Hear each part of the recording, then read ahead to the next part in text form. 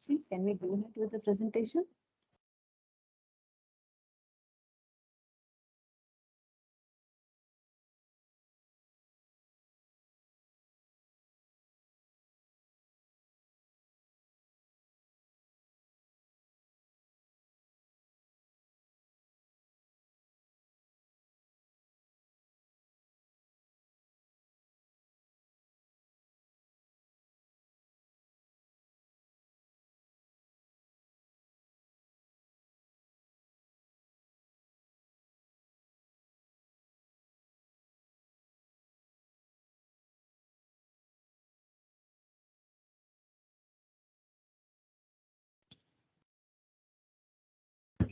Good evening, Salim.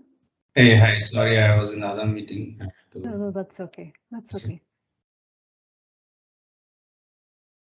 Hi, everyone.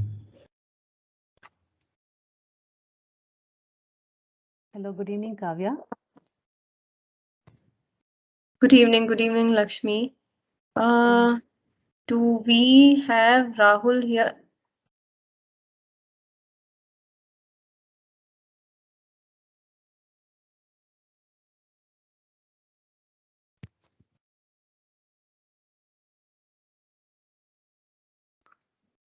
Tapsi, should we go ahead or wait some more time?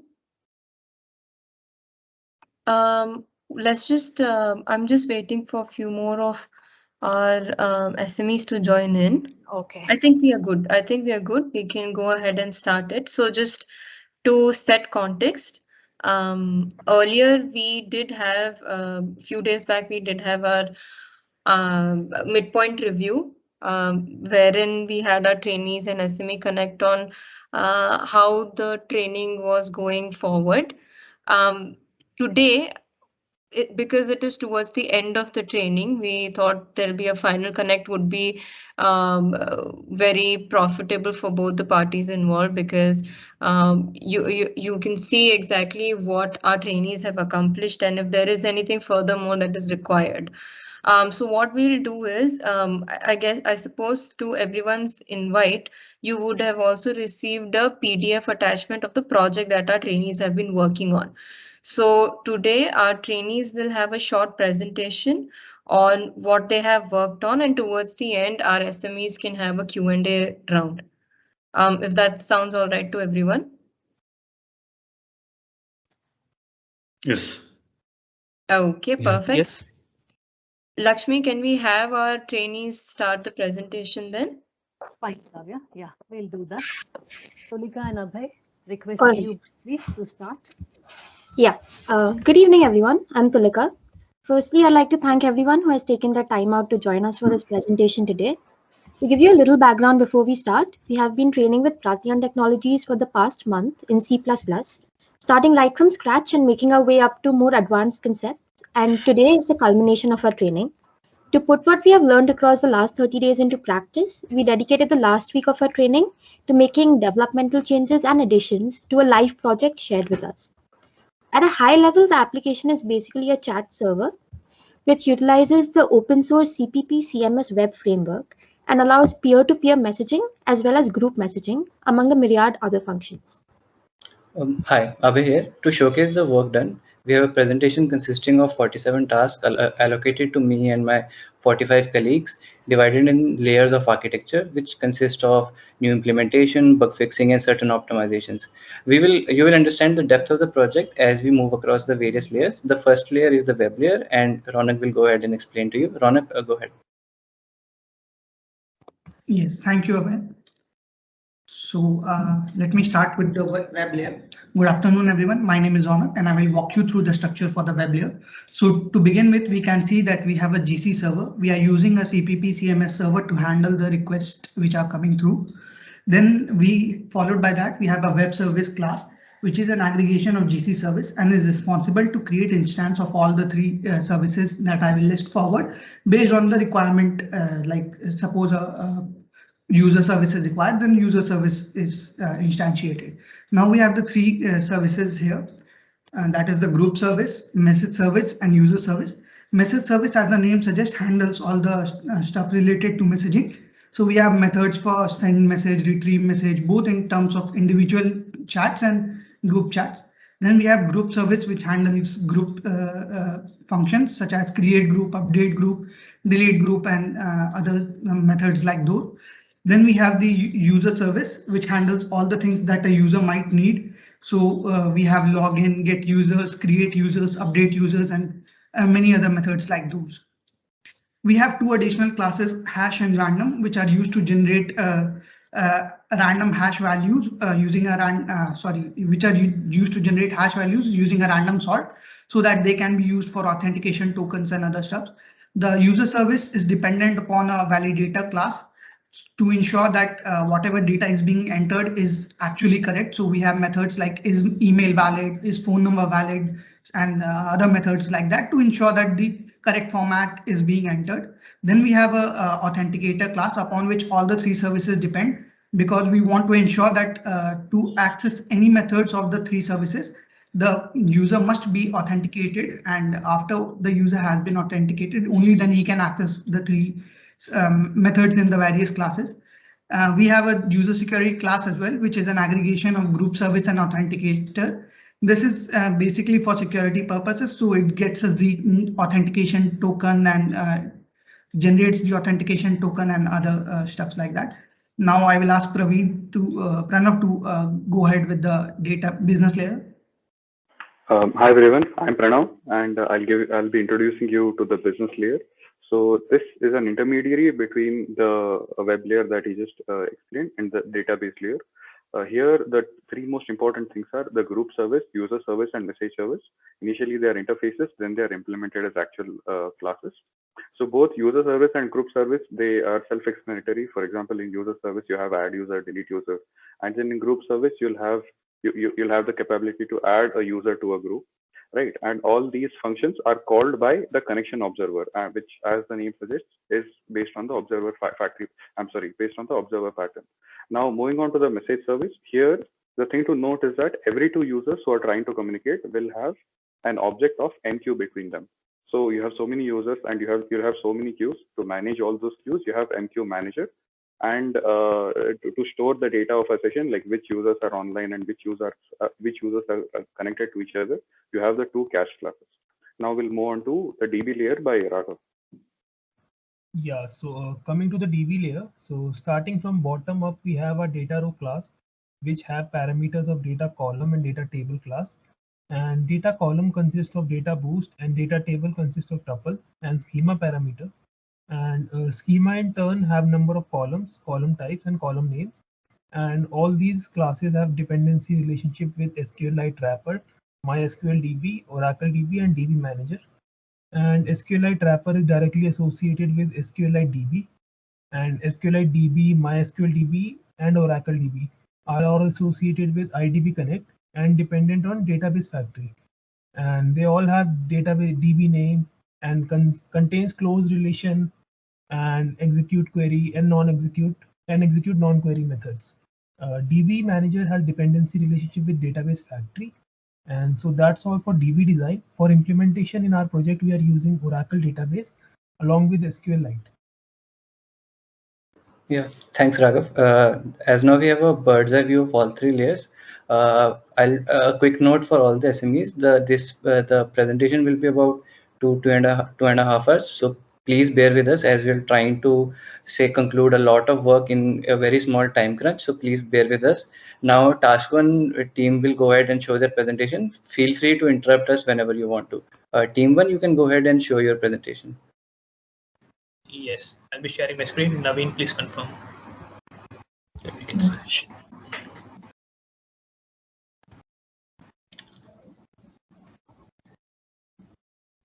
Yes, Shankar, we can see us. Yeah. Hi everyone, I am Naveen. My teammates are Rahul and Shankar. I worked in WebLayer for this task. The title of this task is Extending Compatibility of Source Files, and it is a high priority bug fixing task. So the initial code base which was given to us used to run only with C++11 flag. So functionalities other than this version used to crash.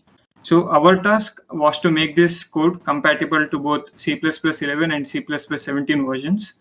So this was the brief description of the project. Now Rahul will be explaining how we went about solving this issue.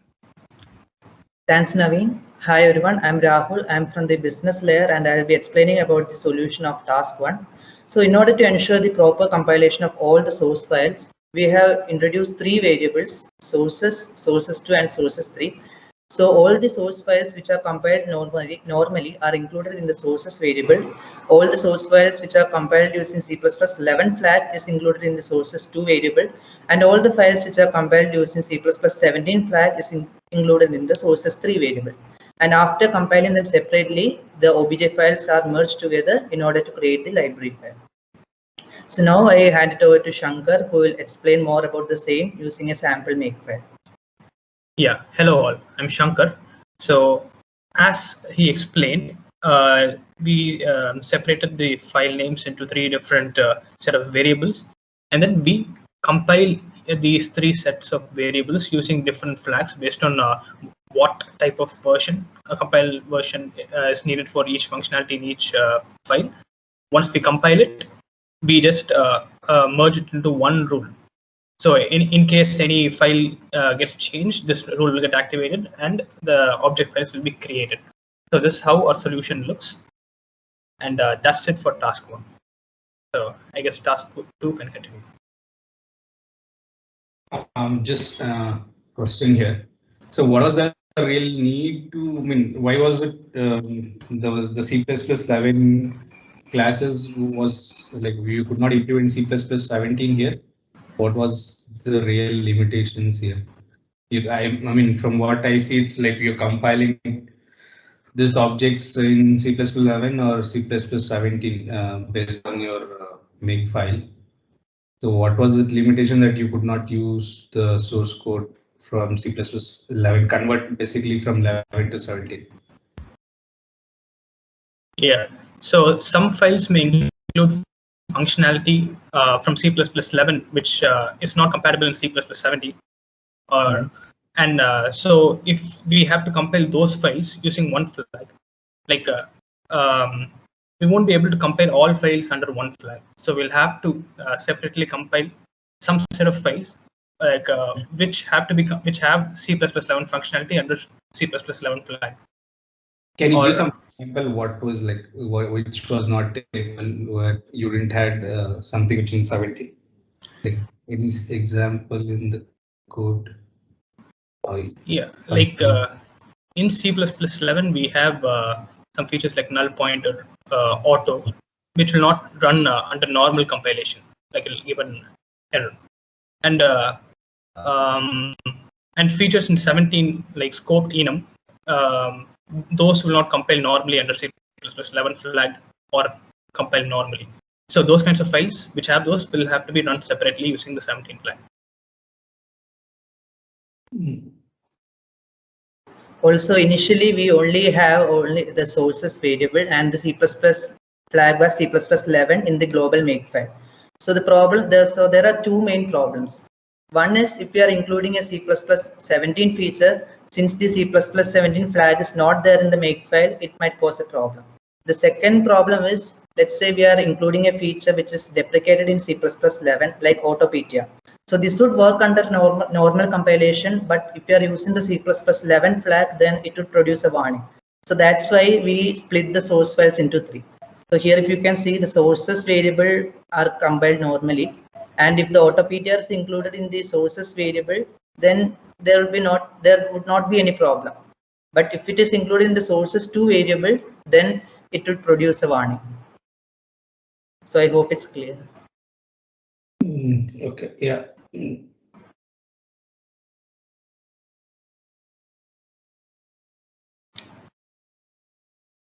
All right, if there are no other questions, then I guess task 2 can continue.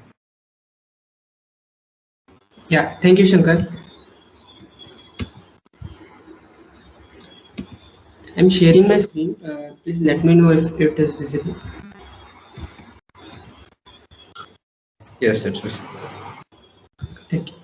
So, good evening, everyone. Myself, Ravi Shankar Yadav. Me, along with Yash and Saurabh, have been assigned task 2, which is cleaning up of all the make files for various modules.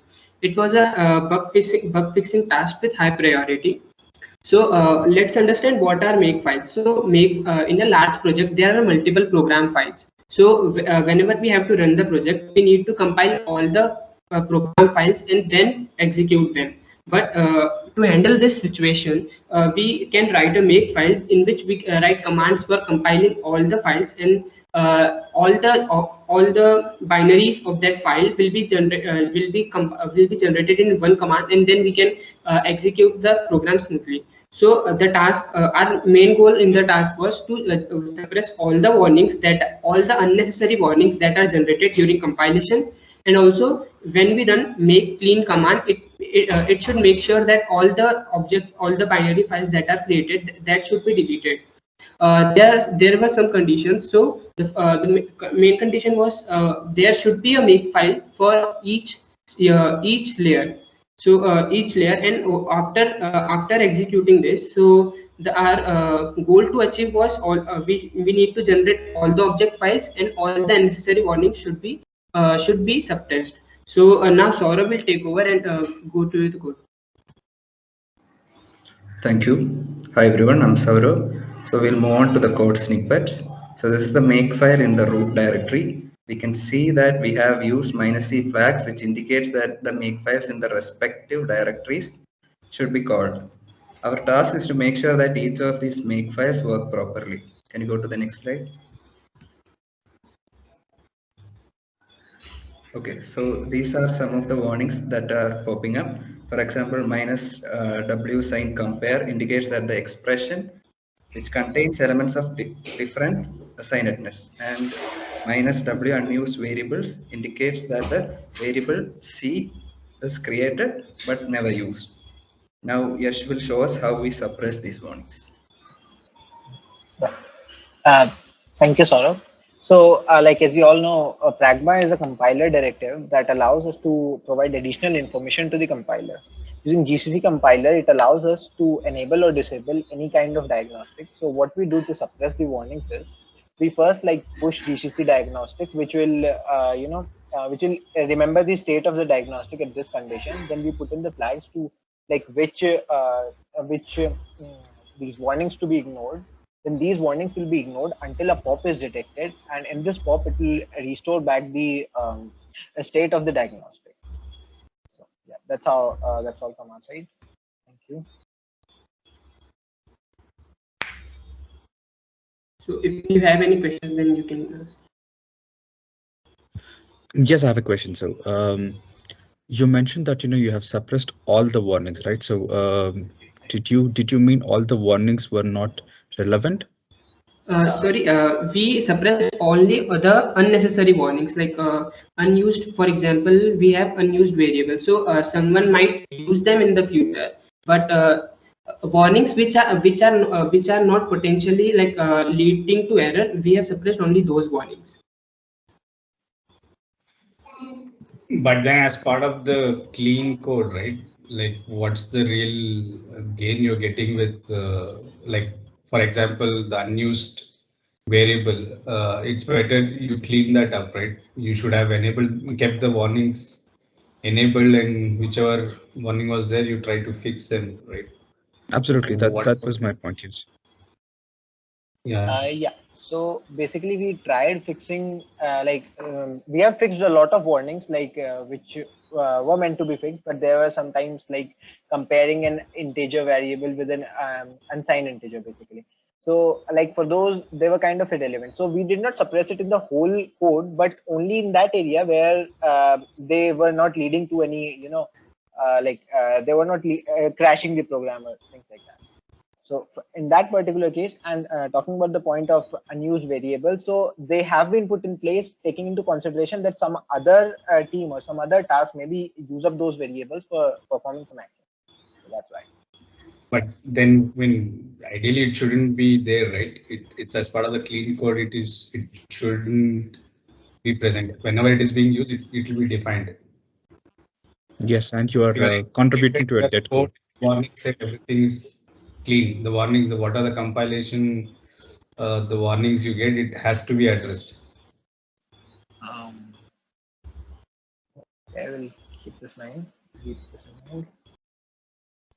Actually, it's I mean, whenever you are doing a development, so it's always kept in mind that whenever you get a warning, so you have to validate the warning. So if the warning is valid, so then you'll have to see a way to actually suppress it, not by doing these kind of things, but you'll have to try and see that if you have any other way to make your code cleaner, so to suppress the actual warning, not like doing these sort of things. I think that would be the ideal practice to do.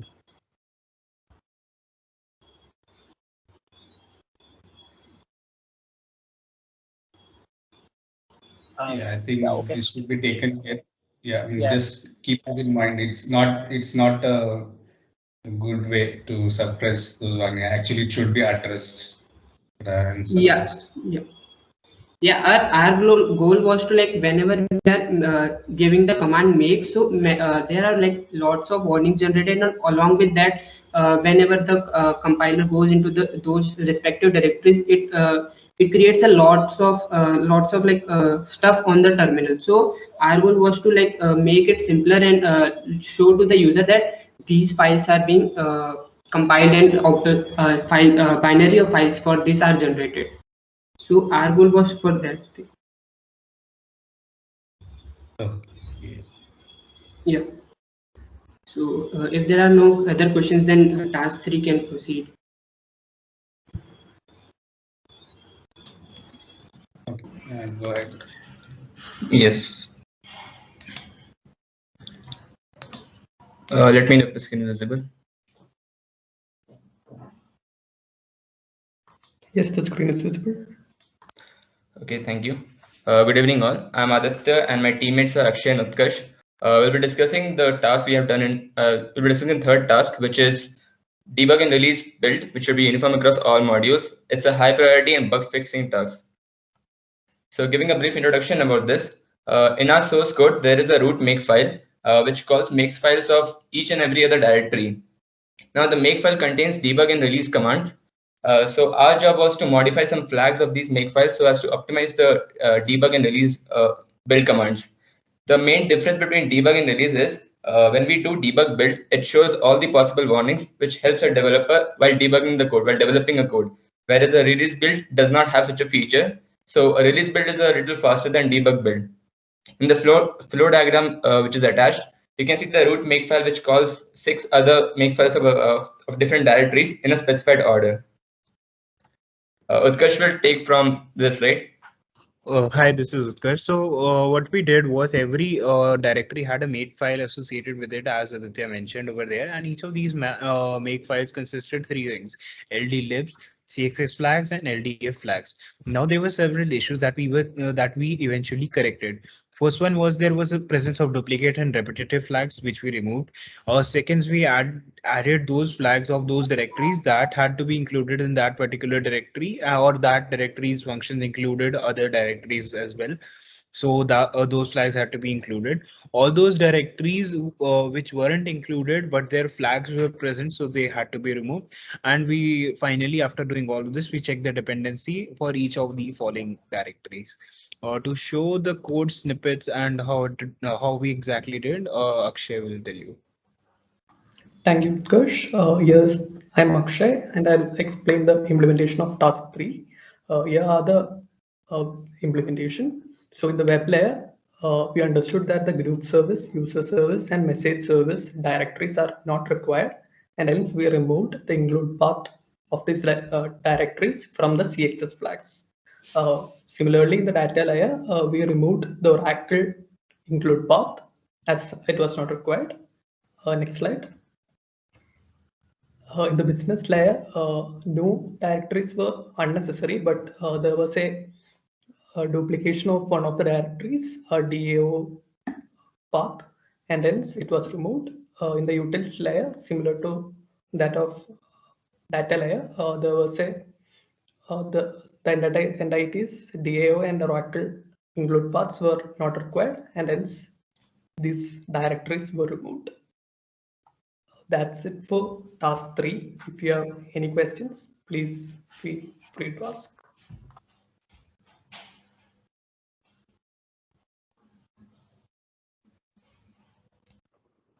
Seeing none, team 4 can share their slides.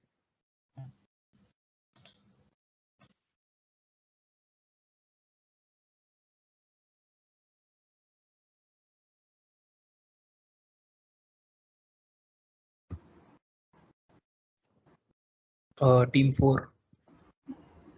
Yeah, Vishnu, can you share the presentation? Yeah, sure. So there was a network. Yeah.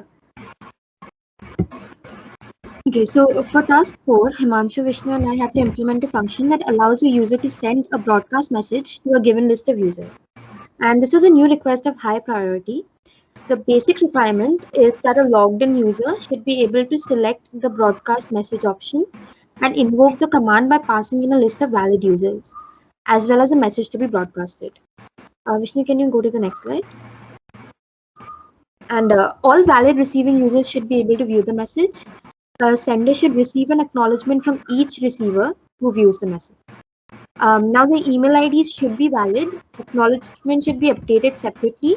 And one additional point is that each message contained in the broadcast will have the same message ID.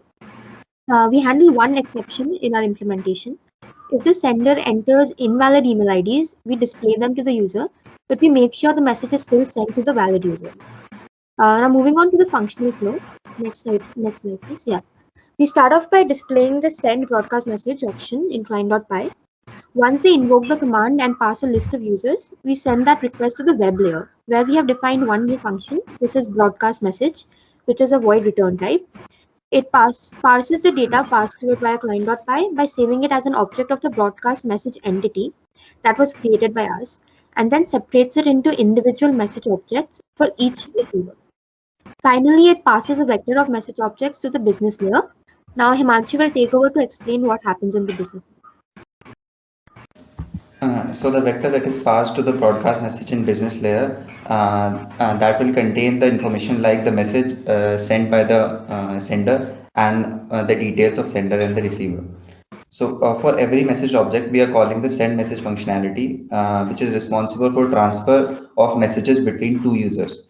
Furthermore, if for some reason the message could not be sent, like the user does not exist or the user is blocked, then we handle this case and we capture such emails and and give back to the web layer the emails which are not to whom the message is not sent, so that the client can see those. Now Vishnu can take over. Yeah, so I'll show you the implementation of this. Here we have logged in as username as Mubin, and here we are logged in as username as Varun.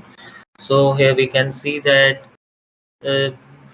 for sending broadcast message to users, broadcast message to IDs and message, this is, we are running the client.py file, which is consuming our API that we have made. So it's like if you use this broadcast message function, Varun MLDS, you on @ and this is one invalid email ID, which says invalid @ MLDS, and basically broadcast is used for marketing mail. So this is for marketing. So if I send this, it would show that they failed to send to the following email IDs. Please check in invalid email IDs. And the message has been sent to the other two email IDs, and we have received the acknowledgement from the Varun @MLDS. Yeah, any questions?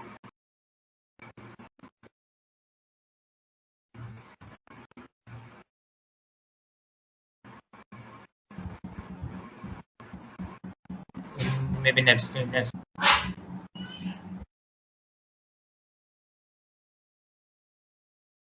Next thing, Nicole. Rajesh, I think. Well, let me know if the screen is visible. Yeah, it is. Yes. Yeah, good evening, everyone. This is Rajesh. Our task is about admin must be able to broadcast a message to all users.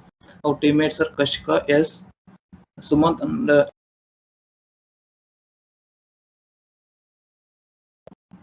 coming to the task description, we implemented the functionality that helps admin to broadcast a common message to all group members as a personal message.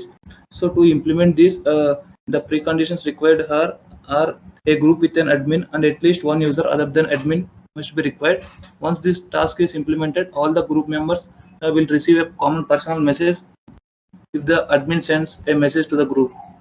Now Kashka will take you through the web layer implementation. Yeah. So basically in the web layer, can you move to the next slide, Rajesh? Yeah. Yeah, thank you.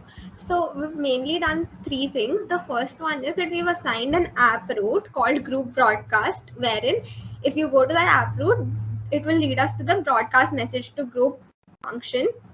Then we've created that function called broadcast message to group, and inside the function, the web layer calls the business layer function, which then implements the logic for the same. Yash will take you through the web business layer implementation. Thank you, Kashika. Yeah, so talking high level about the business layer implementation, what we have done is we have made a message to group similar kind of function, wherein we are first checking if the sender is an admin, and if the sender is the admin, then only we allow him, else we raise an exception. If the sender is the admin, then we fetch all the group members and then send a personal message to all those group members through the underlying logic that has already been there. Yeah, so now I'll hand it over to Venkat. Coming to the results, first of all, what we had done is created a group called G1, and this was created by a user called Mubin. And this group, apart from Mubin, also had Varun in this as a part of this group. So as now we just, in order to test our functionality, we just choose the broadcast group functionality, put the name of the group and the message that we want to send it to the members of this particular group. So once we do that, we get a status code of 200 and there's an acknowledgement for the same. That's about our task. We'd like to take questions if there are any.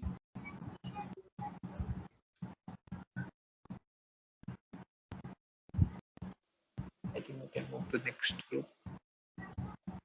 Yeah.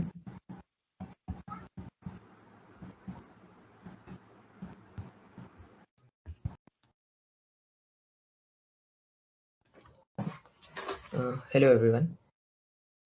Is my screen visible? Yes. Yes. Yeah, I'm Ayush Makkar. Basically, we were assigned task 7 along with Parthasarathi, Saurav and Sumant. The task is the creator of the group should be the admin. It was a high priority task and a new request. So basically, whenever a new group is created, whoever creates the group should be assigned as the admin. And the preconditions are the group must not exist beforehand, only then we can implement our functionality. And the post conditions are the person who creates the group should be the admin, and the one who doesn't, like if we add some other person to the group, he should by default not be the admin of the group. So I'll take you through some of the snippets in where we made the changes. So there was a user group table in the database. Basically, we added a field of is admin in that table. This user group table exists for every group which exists in the system, and basically it will contain the list of email IDs, the group number, and basically the email IDs of all the members of the group. And in front of all the member, another field is admin is added. If he is the admin, it will be set to 1, and if he is not the admin, it will be set to 0. Now I'll invite Parthasarathi to take you through the next procedures.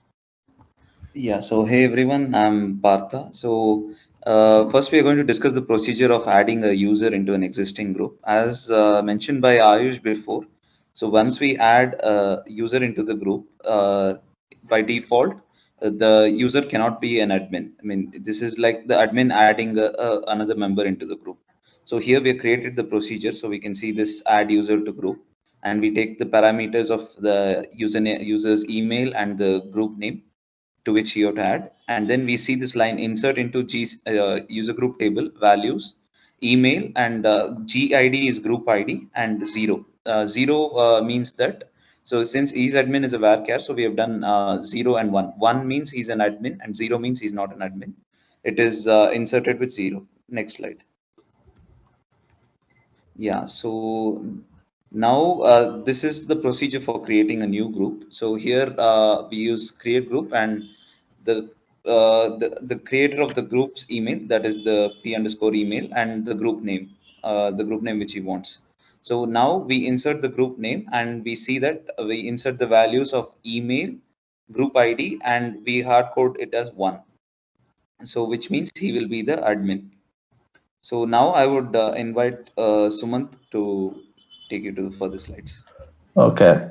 So an additional functionality that we can associate with this particular task was that to have an update as admin procedure. So this particular procedure takes in the email group name and the value which the user sends in. So if the user wants this particular person to be an admin or removed as an admin, we can do that based on the varchar value provided here. So we just run an update command on GC user group table and set the isAdmin field to the value passed by the user, and we do have some matching conditions wherein we match the email and the group ID for that particular person. That's about the updating admin of a group. Now I'll hand it over to Saurabh, who will take you through the test cases. Okay, thank you so much. Hi everyone, I'm Saurabh. So we'll move on to the results. In the left side, we can see that a user is creating a group called test. And on the right side, we are extracting the values from the table, and we can see that the flag I is set to 1, which indicates that the person is an admin. And coming back to the left side, we can see that we are adding another user called mubin@amenities.com into the same group called test. And on the right side, we can see that the value of I is changing to 0 for Mubin. That's all from our side. If you have any questions, feel free to ask. Well, I have a question. So you use create group function to create the new groups, right? And you have used the name called test. So what if I try to create multiple groups with the same name? Yeah, it will give a unique constraint error saying that you cannot create the same group, with the same name. Okay, so you have a unique constraint. Okay. Yeah. Yes. Okay, perfect.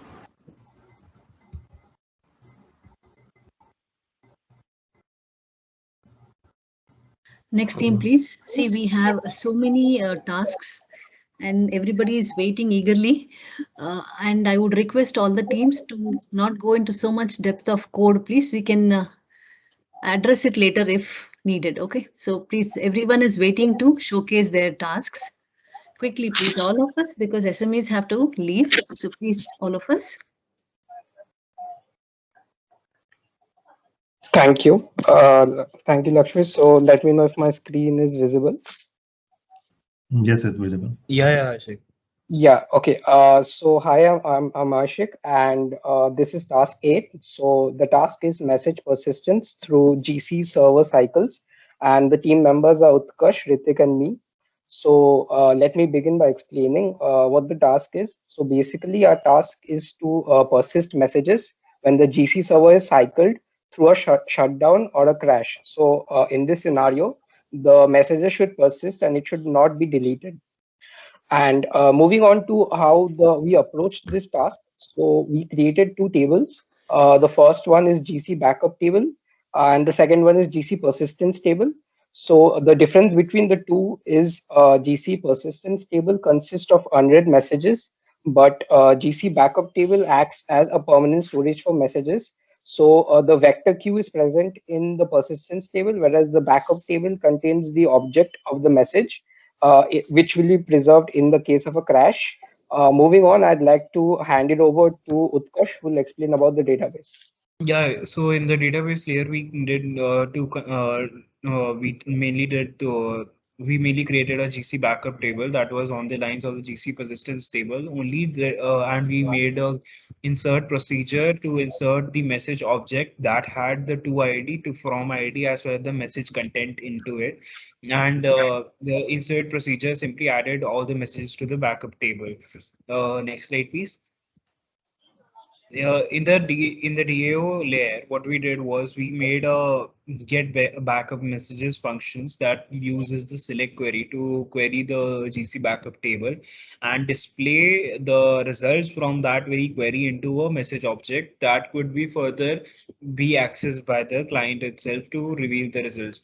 The only difference between GC backup table and GC persistence is that the results of GC persistence get deleted after it is read, but GC backup acts as a permanent storage. So that is what prevents it from a crash. Ritik, you can take it from here. Yes, thank you, Utkarsh. Yeah, next slide. Okay, so coming to the business layer implementation, here we have added a new function called get all messages from DB. So this function basically fetches all the messages from the database.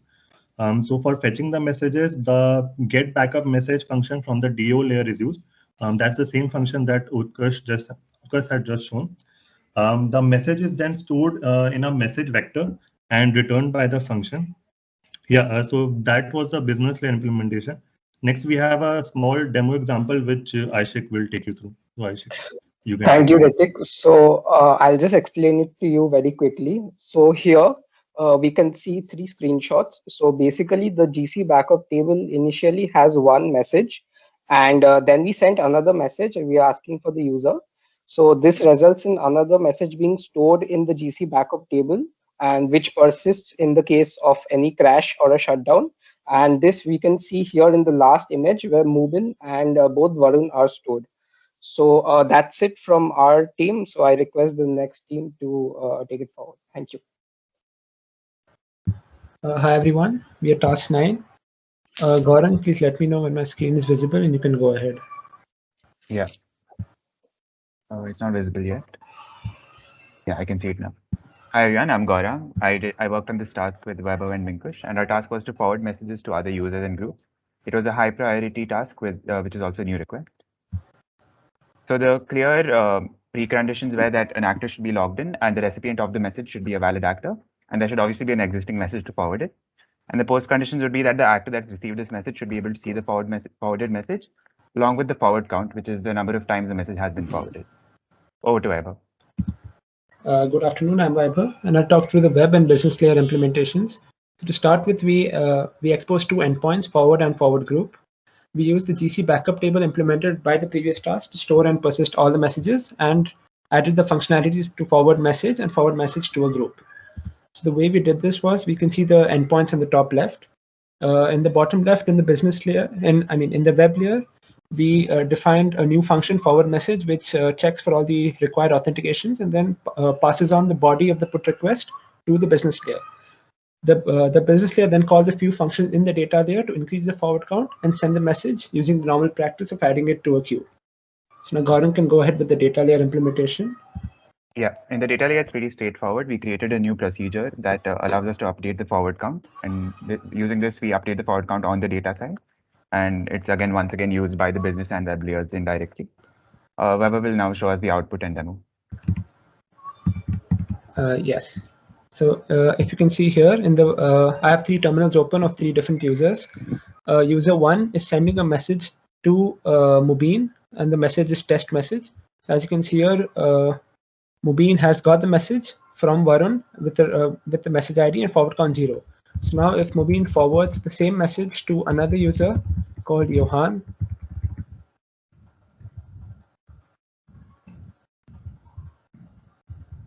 with the required message ID, which is 178, we can see in Johan's terminal that he has got the message with an incremented forward count from Mubin. We can do the same thing for a group too. So forward group, the name of the group already created is test group, and we pass the same message ID 178. As you can see, Varun and Mubin have both got the messages with the increased forward count of 2, as you can see here. So this concludes task 9. The next task can go ahead if there are no more questions.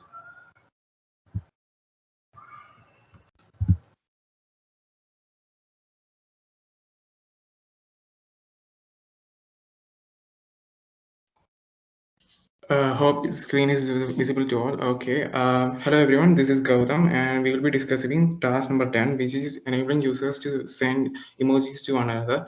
And this is a high priority task, and is also a new request. Next slide, please. Now we will be discussing about the objectives. The primary objective of our task was to enabling users to send emojis to another user, and the secondary task was using shortcut keys instead of the actual emojis. And the third one was testing the functionality. Now I hand over to Rahul, which he will explain in depth. Thanks, Gautam. Hi, everyone. I'm Rahul, and I'll explain the methodology. So we created a new class called emoji, which contains a map which maps a shortcut key with the UTF-8 value of an emoji. We have also created functions to add contents to the map and retrieve the map. We have also created a convert message function, which basically checks if a message has any shortcut keys, and if any shortcut key is present, then it will be replaced by the corresponding emoji. And after the coding was complete, we also tested the functionalities. Now I hand it over to Akshat, who will explain the solution. Hi everyone, I'm Akshat.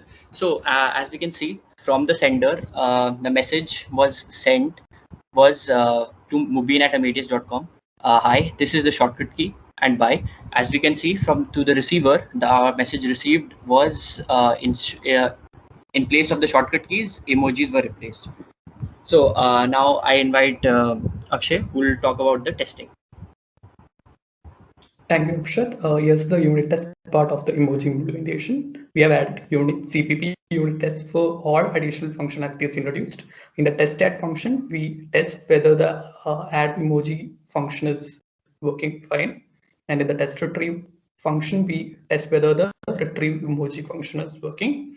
In the output, you can see that both the test add as well as the test retrieve function are working fine as the OK message is printed. That's it for the task 10. If you have any questions, you can ask.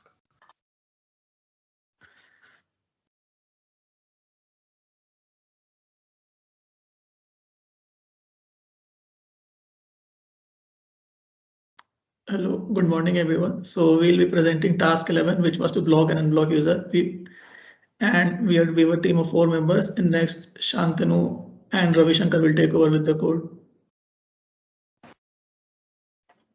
Yeah, so as you can see in the client.py, we are sending the HTTP put request, and through the JSON payload, we are sending the blocker ID and blocky ID.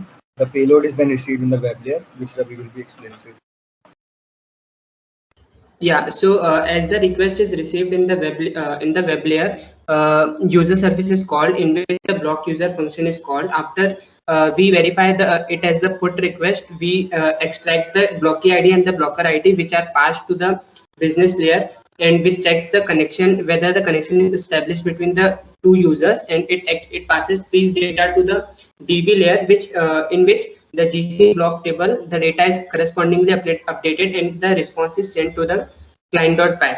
Now Shivalika will take you through the test case of this feature. Yes, so as you can see here, I have 2 users logged in, Varun and Mubin. Initially, they are able to send messages to each other without any issue. Now later, if Varun wants to block Mubin, he just has to enter block member followed by the email ID, post which Mubin won't be able to send him messages, and vice versa.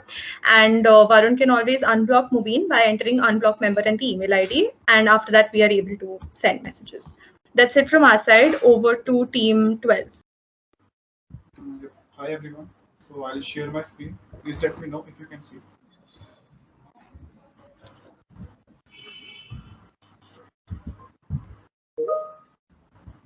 Parth, you can start, I guess. Yeah. So hey guys, I'm Partha, and Harman and Raghav are the team members, and this task is that the users should be able to exit the group, and it's a new request and a high priority task. So next slide. Yeah, so our task description is like this.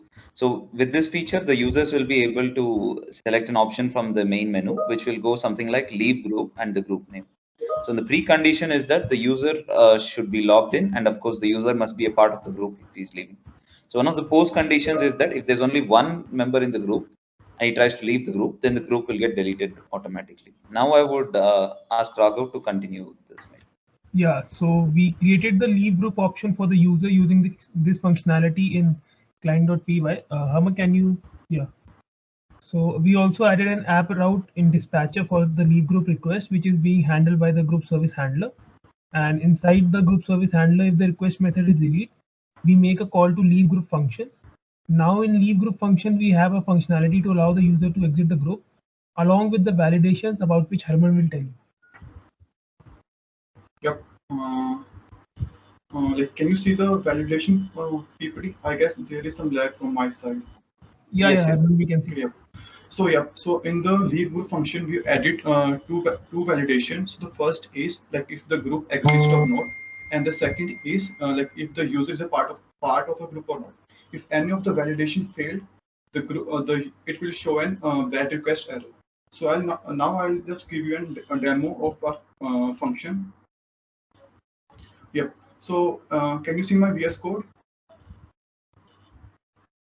Yes. Yep. So okay. So I have two users here. On the right hand side, I have Varun, and on the left hand side, I have Mubin. So Mubin will try to create a group using create group G1, and then I will add Varun into this group.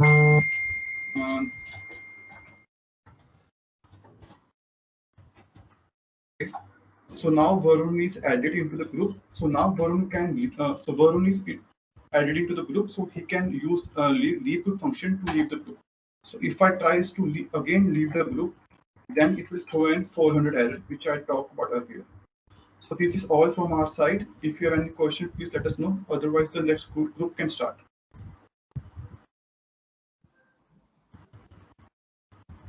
I think the next group can start. Task 13. Okay. Yes. Guys, let me know if the screen is visible. Yeah, it's visible. Okay, hi all. I'm Aditya and my teammates are Pranav and Sherian. Our task was to check for unnecessary copy of objects being created in the codebase. This is a high priority and bug fixing task. Brief introduction. In the codebase, there were needless and unnecessary use of copy constructors being used when making function calls. This can prove a very memory expensive operation. Pranav can take it from here. Thanks. So basically, if more unnecessary objects are being created, so a lot of memory is being wasted. And this happens when sometimes the programmer overlooks and passes immutable objects through functions, which can be avoided. Chirin will take over from here. Okay, so by going through the entire code base, we check if any immutable objects are being passed as value. If so, we change it to pass by reference, as there is no need to create a copy of an object we are not changing. Okay, can you show the next slide, please? So we have an example code here. Here the function has two string parameters, which we are not intending to change inside the function definition. In that case, creating a copy of them is unnecessary. So we pass them as reference. This way we can prevent unwanted memory allocations. So that's all about task 13. Thank you. Okay, the next team can present now.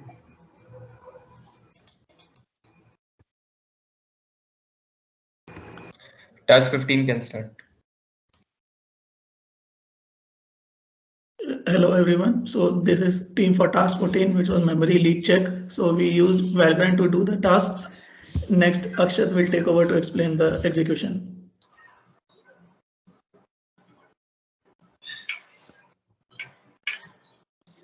Yeah, so the problem statement was to check for memory leaks across all the modules. So simply, the application has three main services: user service, group service, and message service. So we created three scripts which call each of the functions of these services. So for example, this is user service. We call each function of user service like create, update, delete user, block connection, etc. Simply for group service, we create group, add members, remove members, and update group names. And for message service, we send a message from one person to another and send a message to a group and remove messages. So, and to run this file, we created a make file to compile all of the necessary header files required and object files required to run this script. And then we ran a Valgrind leak check test on it, and the results will be explained by Nikhil in the next slide. So as you can see that like we have lost 0 bytes and there has been no memory leaks. So that is all, and that is the conclusion. Now I urge the next team to present. Yeah.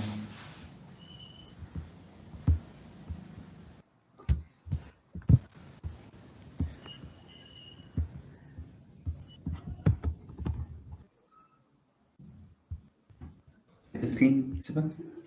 Yes, screen is visible. Okay, Partha, you can start. Yeah, so hey everyone, I'm Partha, and me, Naveen, Rajesh, and Himanshu were assigned to this task. And the task is logging all the exceptions, and the program should not crash anytime. So the main description of the task is that all the exceptions should be logged in try-catch block. The precondition is that the code which can cause an exception should be in a try block. And one of the post conditions was that every exception should be locked in the respective layer, that is web in the web layer, business the business layer, and so on. So now Naveen will explain the web layer exceptions. Hi everyone, I'm Naveen. As told by Parth, I worked in a web layer for this task. So this is one of the example of how we handled this bug in web layer. So this is a code snippet for adding a user in a group. So there can be a bad value cache exception or an admin exception. As you can see, we have logged every one of them, hence no exception is left unlocked. So now Himanshu will take over the business layers. Yeah, so in the business layer, while calling the add member of database, we might get an error saying like invalid query or the connection exception. By any reason, the connection is not made. So we handle such kind of errors in the business layer. So now database. Good evening, everyone. This is Rajesh. So this is one of the example of how we logged an exception to DB layer. So if the exception is crossed, when we are executing this non-query, it will be catched and logged into the DB layer exception. So that's it from our side. Yeah, next team can take over. Yeah, thank you. So please let me know if my screen is visible. It is. Yeah. So hello everyone. I am Ravi Yadav. Me along with Yash and Gaurang were assigned the task 16, which was replacing the macros with either constants or scope denums. So macros are a piece of code in the program which when compiled, encountered by the compiler, the compiler replaces the name of the macro in the code with its definition. So there are some problems with macros as they increase the object file size, and also type safety is not ensured. So to handle this problem, we can use const variables or scope denums. So now Gaurang will take over through the code. Yeah, thank you. Our task was pretty straightforward. And in this case, we chose to replace all the macros with const variables because using scope denums would require everyone else who are working in parallel to use the scope resolution as well. So instead here we chose to use const variables, and using these const variables, we redefined these macros. And that was it for our task. We're open to any questions. If not, the next team can go.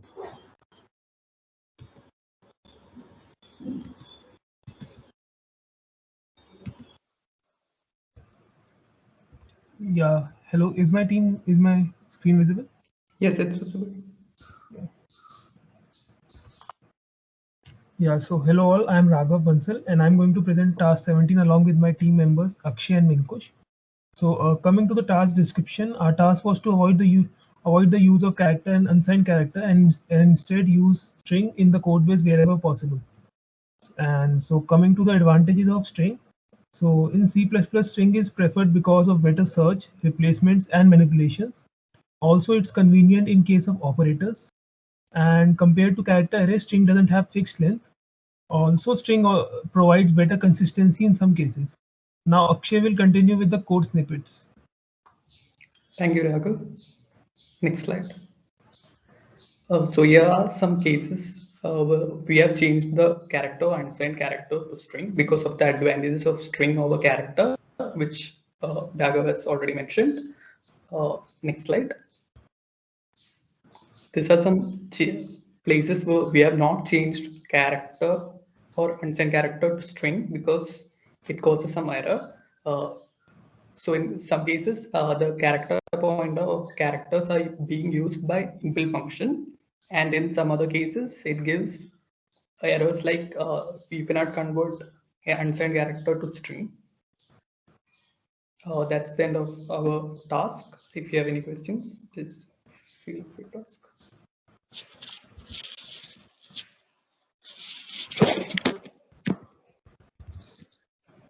Jovan, can you share the screen? Yeah. Shankar, can you please share your screen? Yeah, hello everyone. This is a task 19. So this is about the you're able to hear me, right? Yeah. Yeah. So this is task 19. It's about the performance counter. So this is about the health of the server. So basically, we know that the server will be running in the background. So there's going to be a person who will be monitoring the health of the server. So we are exposing performance counter, which will be accessible through an STPA call to the admin of the server or whichever the person is looking at the server right now. Okay. Next, please. Yeah, taking the analogy of like what is server health, taking the analogy of task manager. In task manager, there are certain threads, certain amount of RAM getting utilized, CPU utilization, GPU utilization, showing the amount of system getting bottleneck. So here we have defined the server health by certain parameters which we have included into the code, and those parameters are getting talked about and showing the statistics of what amount of servers, what amount of say users are online, and so on and so forth, which define the server health. So we have taken various parameters to know the server's health. So some of those are number of users online, message queue, and stuff like those. Next. So yeah, next slide, please. Is it stuck? Yeah, so okay, in the web layer, the first thing would be to add a new endpoint. And as you can see, we have added an endpoint called as health parameters. It calls a function called as get server health. So this will get a map from the business layer, and that map will get converted to a JSON in the function that we have shown in the bottom right. So we have overloaded a function, and once the JSON is ready, we send it off.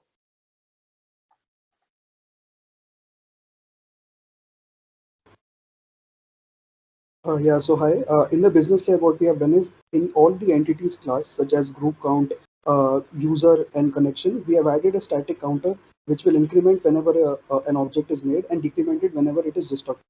And all these counters are then accumulated into a single map, which will be explained by Ritik. Yeah, okay, so now that we had all the counters, the next step was to store all the counter values at one place. So for this, we created a map called health parameters. This map is populated with all the performance counters and then returned by the function get health parameters, which, as explained by Pranav earlier, is called by the web layer. Yeah, that's it from the business layer. Next, Jumanpreet can take over for a quick demo.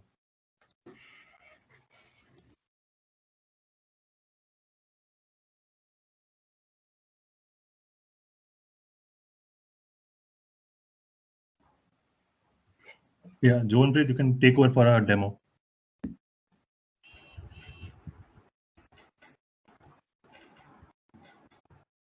Hello, am I audible? Yeah, Jovan. Yeah.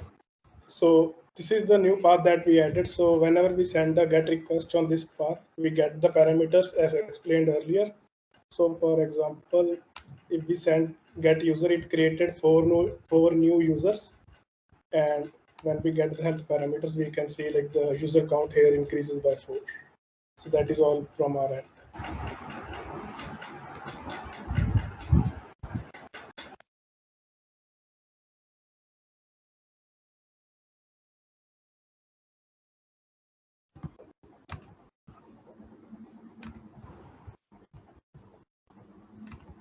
Hello everyone, I'm Akshat, and I along with Shivalika and Pranav were assigned the task number 22, which was unit testing for the business layer.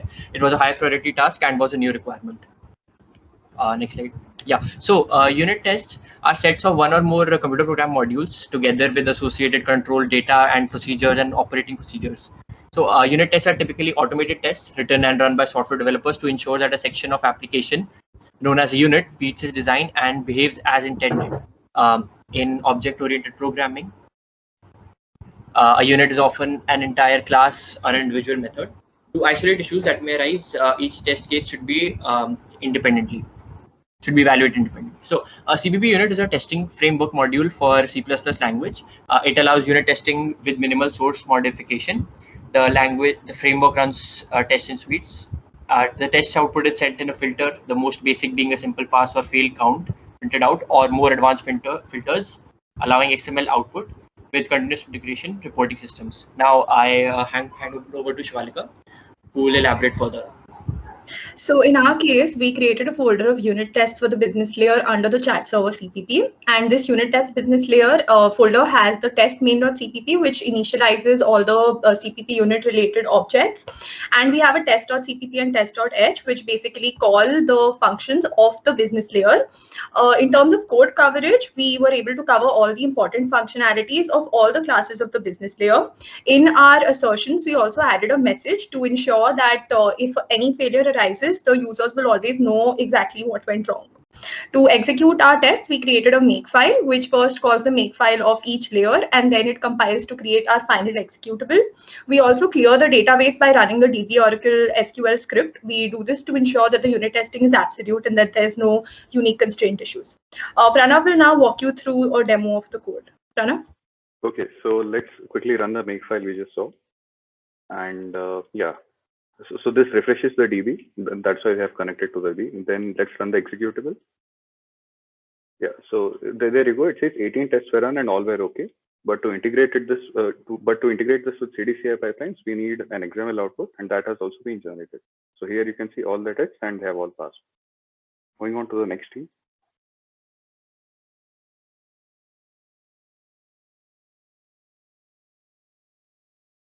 Team 25, please. Yeah, can you confirm my screen's visible?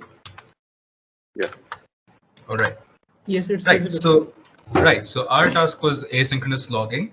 So prior to the implementation of the task, whenever a logging function was called through the log class, what would happen is the original calling function would have been blocked, right? So our task was to basically modify the way the logging functions work so that they're executed in a separate thread and do not block the execution of the function that is calling it without affecting the function signatures and the way the function itself works, right? Over to Vikas. Yes, in the next slide, you are seeing the overall organization of the log and how the hierarchy is. This follows a chain of responsibility design pattern where when the configuration file gives whether to print on console or to a XML file or to the DB file, the chain of responsibility pattern kicks in and puts into the correct pattern. So moving on to the next slide. Right. So in the next slide, we can see our implementation of the log class. So as you can see, our log class, when it's constructed, has a particular thread assigned to it. This thread basically acts on a shared double-ended queue that stores all of the log data that is present. In the next slide, Vikas will explain how we are using conditional variables and mutex to make these operations thread safe. So since there is a pipeline where you push the message and get back the message, so you have to use a log. And when you use the log, you should the other writers or the other thread should not do the busy wait. So what you have here is a variable called conditional wait, which wakes up the other thread only when the master thread or the producer thread pushes the data into the queue, and so that the consumer thread accepts and puts into the console or to the DB. However, the chain of responsibility design pattern kicks in. So this is how the asynchronous logging has been implemented in our code. Thank you. Right. Next, Churchill.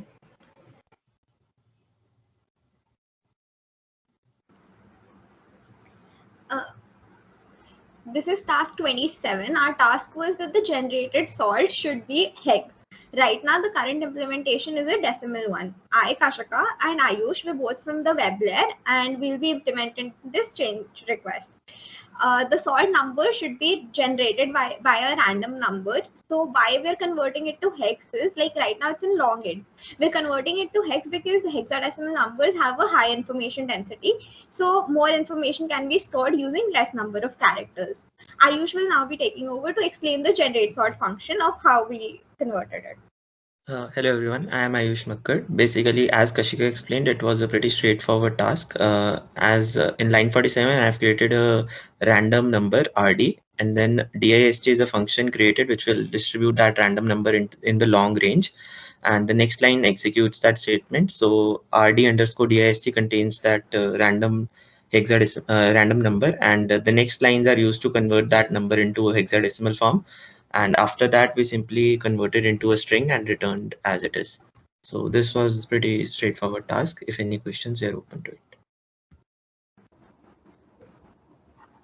Thank you. The next team can take over. Yeah. Is my screen visible? Yes. Okay. Yeah. For task 28 we had a high priority change request that required us to translate the Python unit tests to Postman tests. So the unit tests right now make use of the Python request library to call the API endpoints and display the status and content returned. To translate it to Postman, we have to define the request type, the API endpoint, as well as the JSON body wherever it is needed. So in this particular example, we are passing user details in order to create a new user. However, if you notice, the name has special characters which should not be allowed and should throw an error. So to see if the function works as expected, we have tests defined, and here we check the status code that is returned. Once we run this, you can see the output as shown. Status 200 has failed, meaning that user was not created, and code 412 has passed, implying that the precondition that no special character should be present in the name was not met, and therefore the function is working as expected. In the same way, we have tests defined for delete user, login, update user, get user, and peer-to-peer messaging. Now, Harmandeep will take you over how we can run the script from CMD. Thank you, Tulika. So, we can also run the Postman test cases through command line. So for that, you need to have Node.js and Newman, and then you can simply export the JSON file from the Postman application as JSON, and then you can simply write run Newman run and the name of the file. Moving on to the next slide. Yep. So these are the summaries of the test cases that we ran. So on the left-hand side, we can see the summaries from the Postman application. So the numbers marked in green have passed, and the test cases which are marked in red have failed. And on the right-hand side, we have taken a screenshot from the command line where we ran the test cases. So it shows all the tests, like all the summaries of the test cases, how many assertions are there, how much time taken, and how much data was received. So I guess this is all from our side. If you have any question, please let us know, or the next group can start. Yep, thank you.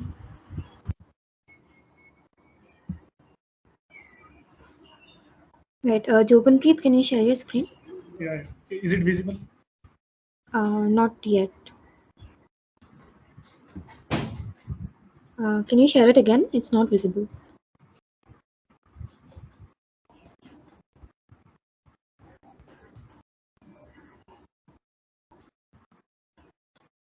Yeah. So as part of task 29, we had to front-end CPP CMS using Nginx. This task was a high priority new request. The reason for this was that CPP CMS does not support SSL encryption. The process of redirecting requests from a server is known as reverse proxy, which is basically a type of proxy server that retrieves resources on behalf of a client and then returns it to the client after fetching it from one or more servers, appearing as if they originated from the reverse proxy server itself. In the context of our application, Nginx is the reverse proxy server that fetches resources from CPP CMS, and it makes use of both HTTP and HTTPS requests. When a request is sent via HTTPS, it will be encrypted using SSL. Now, Jobanpreet will walk you through the implementation of this. Yeah, so this is our, we are sending a request to our CPP CMS. So HTTP request works fine. So whenever we try it over HTTPS protocol, so we can't get the response that way. So, but I have front-ended, so our Nginx is running on this IP. So I can send my HTTP request over here, which will delegate the request to our CPP CMS server. So here also we have used like to redirect even the HTTP request to HTTPS. So here I am sending HTTP request to our Nginx server. Again, we can see it automatically send the request over HTTPS protocol. So it is showing us here not secure because we have used self-signed SSL certificate. So in the future, we can get it certified and it will be working. It will show secure site. But now the communication between the server and the user is encrypted. So that's all from our end.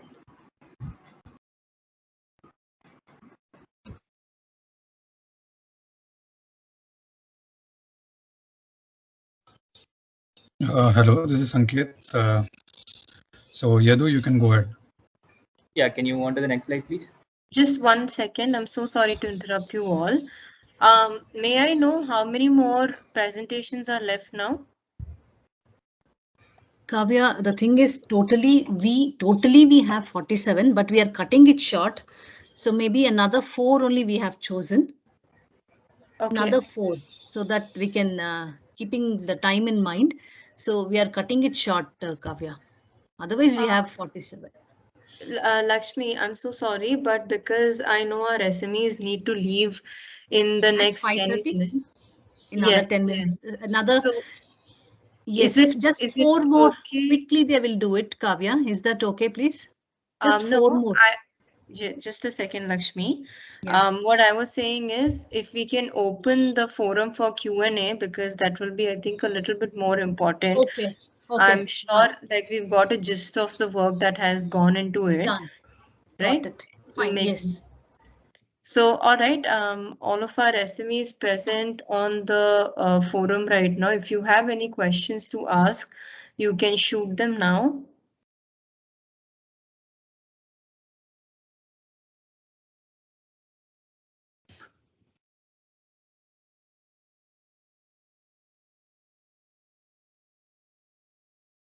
Anybody with any questions for whatever presentations has been done so far?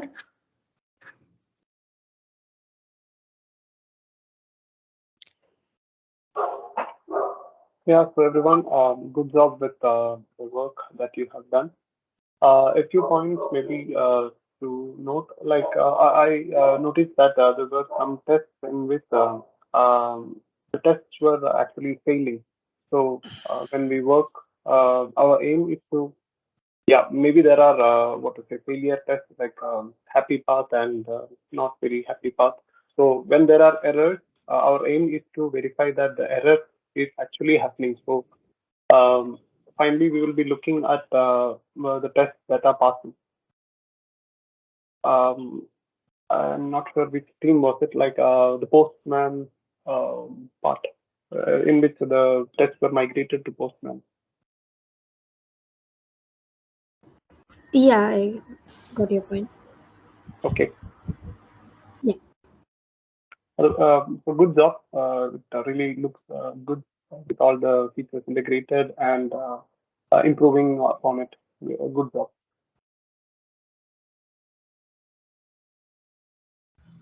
Thank you. Okay, so great work done by everybody.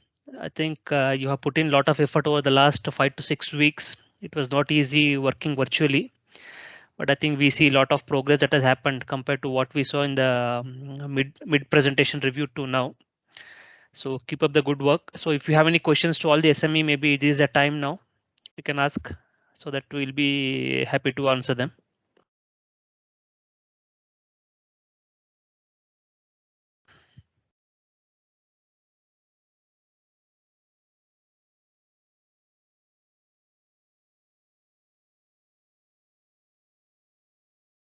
Any of you trainees have anything you would like to ask the SMEs, considering that you will be stepping on the floor very soon?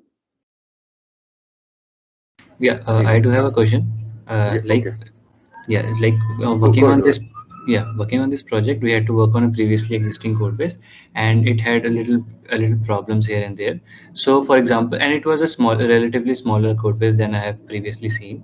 So, like if you are working on a code base which has say tens of thousands of lines, like what is your approach to say making sure that you understand the previously existing code base? Do you obviously not go line by line? So, what is your approach to make sure that you have a grasp over the previous code base? So Abhay, maybe if I can take up that question. So we have a well-defined training at each team level and each division level. Okay, so they'll just ensure you go through all the trainings before you start doing the coding. Okay, so there'll be a lot of the code base will be much bigger compared to what you have been working in this training program. But that doesn't mean like whatever the work you are going to do that is going to impact everything. So each one of you will have a mentor assigned to you who know the system much better. So be rest assured that they'll just put in place all the necessary trainings to you, and so that you get all the confidence and you are much equipped with the full details before you start contributing to your project deliveries. Okay, thank you, Raghavendra. Yeah, thanks, Raghavendra. I'll just add something to it. Yeah, definitely what Raghavendra just said, that is what is expected. And apart from that, one thing, another pointer which I can give you is that you need to see whatever is assigned to you, a task. You'll be working on a huge code base. The first thing you should try to do is replicate the problem or try to understand, do some tests around it, run the test, see what is the behavior, and then understand the expected behavior. So that is what is really very vital, and not jump directly into the code. Okay, thanks, Kumar. Just maybe one more point to add. It is more like a tip, when we actually start looking into the code, maybe the first thing you have to look out for is the framework which is used. So here, when you were working on this, you did everything end to end. Maybe you used a web framework which is outside. So understanding the framework which is used for the project or for this, so that itself give you some pointers on where you should start from, which place or which is the portion which gets the request, and how do you handle it, manipulate it. So understand the structure, the code structure.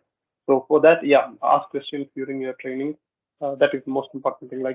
During the training, really make use of it by understanding it, asking questions, and getting things clarified. That should help you.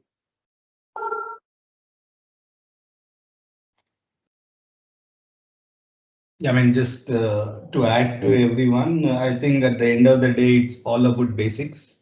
I mean, yeah, as Raghavendra and others mentioned, we will have a well-defined, whichever team you go, there will be knowledge transfers, damning everything. But I mean, you won't be really doing the whole, whatever the module you would be working on. It will not be the complete thing, but you need to you should be sure about your basics. At the end of the day, I think, I mean, that's the start.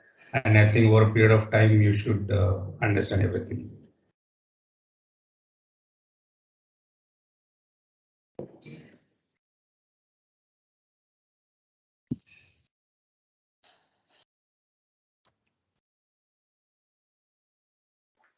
Hi, I had a question. May I ask? Yeah, go ahead. So we were merging our tasks into the main branch, and I read that online. Usually, when you merge something, if you have set up your pipelines properly, the tests will be run automatically, right? But in my internship, I also noticed in a team of 4 there is one QA. So I was wondering, what is the workflow? Like you finished coding, and then you send the code to the QA, and then he or she adds the tests, and then you merge. Is it like that? So today we each one of them the setup is, I mean, at least I can say from my department, I think that's the whole thing from the other departments in Amadeus is we'll have well-defined Scrum teams with where you will have the developers, QA, and even the TBAs. So once developer is done with the change, he'll have that load in the int or whatever we call the first phase of first environment. So once that is done, the QA validation is done, and that's how it will go. Okay. So the testing is done purely by the QA, or does the developer also write? Yeah, you have to write the unit test, and there will be some test scripts also that you will have to do it because you will have this. We have the CI/CD pipeline side, so you have to meet the criteria of the code coverage, and you need to add a test scripts as well. But then QA is the other part, which it will be tested on the actual environment. Okay, got it. Thank you. Pranav, I think you got confused with the testing that happens as a part of the CI/CD, right? Yeah. So that is something we call as regression. That is just to make sure you're not breaking something in the existing system. Okay. So once everything is done, again, the new set of software will be thoroughly validated by the QA for the new functionality that you are going to introduce. Okay, There'll be two different things. I'll be writing my own unit test, and then they'll be doing it in the actual environment. Exactly, they'll be doing end-to-end integration testing. Whatever you will be doing, you'll be focusing only on the module that you have written, unit testing and some basic regressions there. Okay, okay, got it. So just to add to that, the CI/CD pipeline will have one defined stage to run all the automated tests. So if you have unit tests, if you have integration tests, if you have non-regression tests, which are end-to-end tests, so all these tests of your code base will be run during the CI/CD pipeline in automated tests. So this is the testing which we are talking about when we are talking about CI/CD pipeline. The QA validation or the testing which is happening, it is more like the final testing or the end-to-end testing which is done by a real customer. So QA is like your first customer who is going to test or to use the, yeah. Gotcha, okay, now I get it. Thank you. Yeah, again, on the QA side also there can be automated tests that the QA maintains. So there will also be, you can expect to see test scripts written as code by the QA, which will be running over your code. Okay, so the scripts will be written by the QA. Okay. That is the test scripts for the QA specific got test, but developers also maintain their own tests. So there is actually a test pyramid, which we say in developers will write more unit tests, a lesser integration tests, and very less end-to-end tests. But QA will be more focused on the end-to-end test, or sometimes it is also called a black box testing. So QA will not test the unit inside, but they will test the functionality from outside as if it is a black. Okay. And also other concerns like performance, load, like several other concerns also will be tested by QA. Gotcha, I got it. Thank you.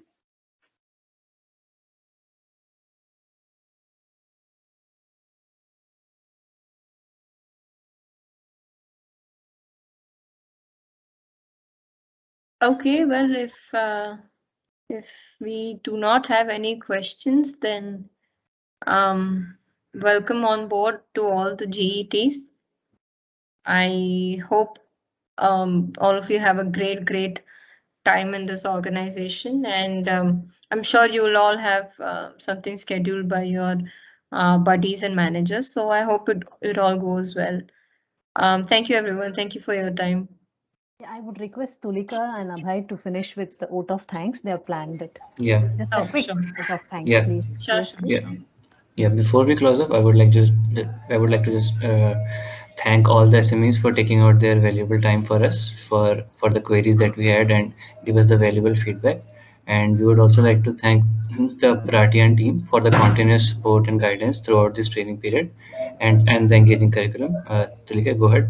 Yeah, and special thanks to Lakshmi ma'am and Vijay for helping us solidify our concepts during this period. Thank you to Tapsi and Kavya for their support throughout. And finally, we are grateful to Amadeus for giving us this opportunity to upskill ourselves before we dive into the industry full time. So thank you, everyone. And that's all from our side. Have a good day. Yeah, I would like to thank Abhishek, Rujo, Raghavendra, Anjan, Salim, each one of you who please came here to give your valuable suggestions, pointers to all the SMEs, to all the participants. Thank you so much. Thanks, Tapsi. Thanks, Kavya. Thanks, each one of you. Team, it was great. We will speak. Thanks, all of you. Yeah, thanks and all the best to everyone. Yeah. See you on. Yeah. Bye. Thank you all. And Lakshmi, as always, you've done an amazing job. So great to have you with us. Yeah. Thank you. Thank you so much, Tapsi. And of course, this wouldn't have been possible without the 45 of the brilliant brains, Absolutely. I mean, they are the core. Without them, we can't do anything. Yes. Complete hard work and dedicated people. So great to, train them. Rather, it was real fun. It just finished, it's just over training. It's over today. Thank you so much, Tapsi. Right. I'd like to thank all the SMEs who've joined us here for this project presentation. And of course, a big round of applause for all you young trainees, young engineers, and wishing you all the best.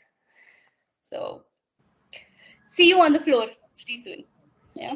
Welcome on board. Thanks all. Yeah, team, can we just meet in the mentor meet quickly? I know we all want to go. Can we, once we are done here, can we please, 2 minutes, please? Thanks all of you.